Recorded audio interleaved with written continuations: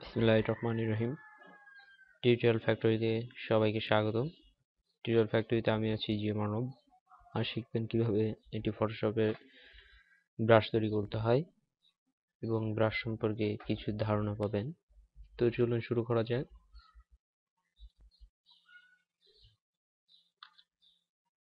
প্রথমত আমরা একটি নিউ লেয়ার নিয়ে একটু ব্রাশ সিলেক্ট করব।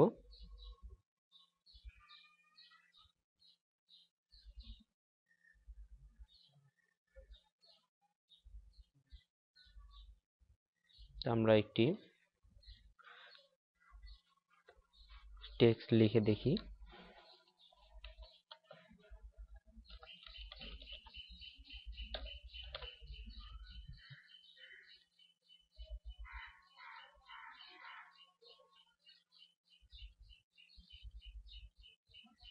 আমরা একটি টেক্সট লিখলাম।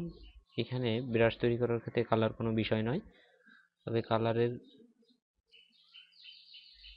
একটু ডিপটা গণ্য করা হয়। তো আপনি যেমন করে যে ফন্টটি ভালো লাগে সেই ফন্টটি সিলেক্ট করে নিতে পারেন।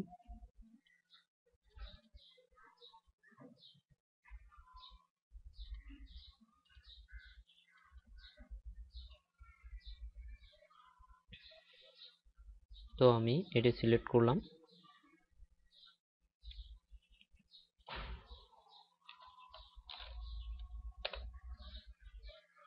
এখন দেখুন যে আপনি মুভ টুল সিলেক্ট করে যখন আপনি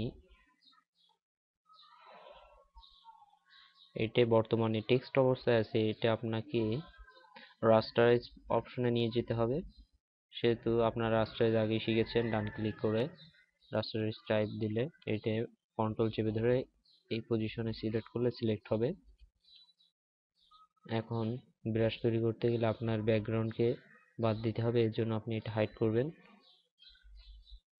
এই পজিশনে থাকা অবস্থায় আপনি এডিট থেকে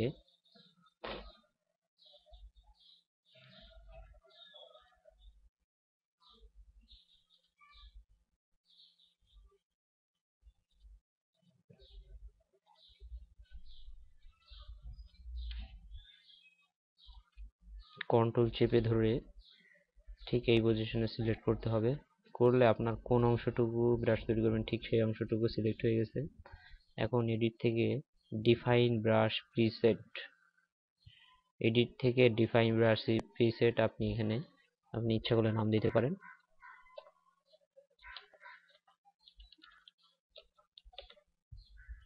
নাম দিলাম, ব্রাশটা যে নামে তৈরি হবে সেটা ওকে। এখন আপনি এই লেয়ারটি ডিলিট করে দিন।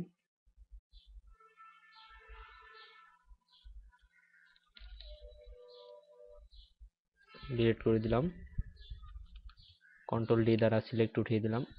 এখন নতুন আমরা একটি লেয়ার নিলাম, যাতে একটি ব্রাশ প্রয়োগ করব।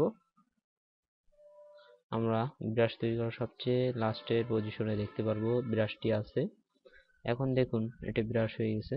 এখন আপনি ইচ্ছা মতো এখান থেকে কালার পাল্টিয়ে ঠিক সেই রকম কালারের ব্রাশ অ্যাপ্লাই করতে পারেন, সেটা আপনার নিজের ইচ্ছা মতো।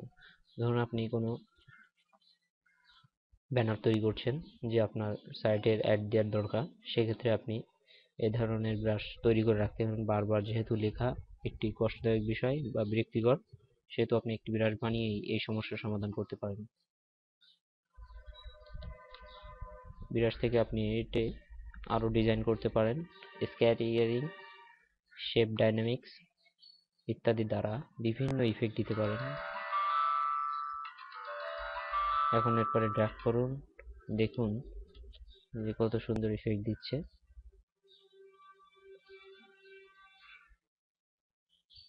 এখন আপনি যদি এটা ছোট করে নিন, অ্যাঙ্গেল বাড়িয়ে কমিয়ে নিলে এখন একটি আপনি জলছাপ দিতে পারেন।